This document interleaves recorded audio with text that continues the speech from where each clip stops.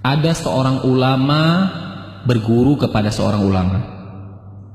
Selang beberapa saat, dia ingin melanjutkan belajar ke guru lain,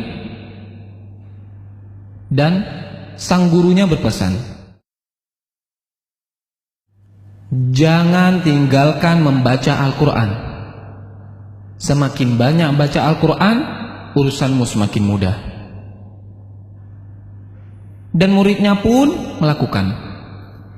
Dia membaca Al-Quran 3 juz per hari. Sampai dengan 10 juz per hari. Dan urusannya pun semakin mudah. Allah yang mengurus semua urusannya.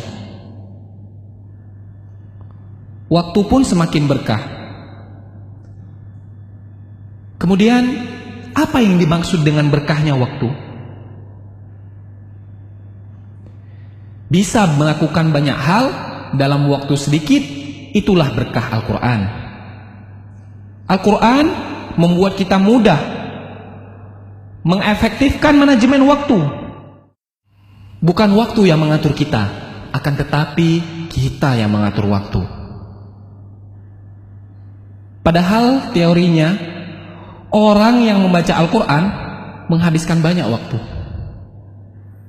mengurangi jatah kegiatan lain. Tapi Allah yang membuat itu semua menjadi berkah, hingga menjadi begitu efektif. Hidup pun efektif.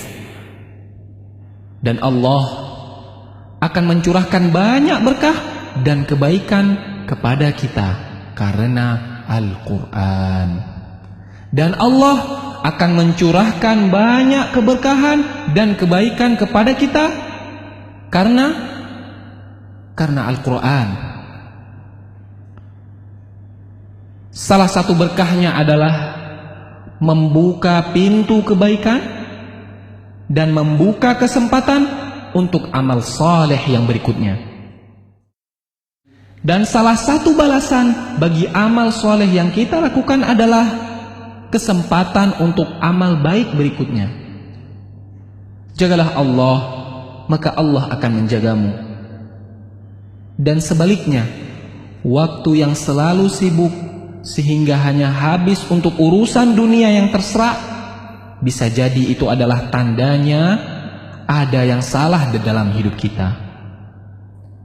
Barang siapa yang bangun di pagi hari dan hanya dunia yang dipikirkannya, sehingga seolah-olah ia tidak melihat hak Allah dalam dirinya, maka Allah akan menanamkan 4 macam penyakit padanya. Yang pertama, kebingungan yang tiada putus-putusnya. Yang kedua, kesibukan yang tidak pernah jelas akhirnya. Dan yang ketiga, kebutuhan yang tidak pernah merasa terpenuhi. Dan yang terakhir, khayalan yang tidak berujung wujudnya.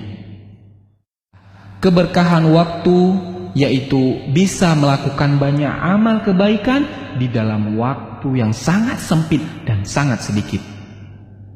Selamat membaca Al-Quran dan beraktivitas dengan berkah Al-Quran.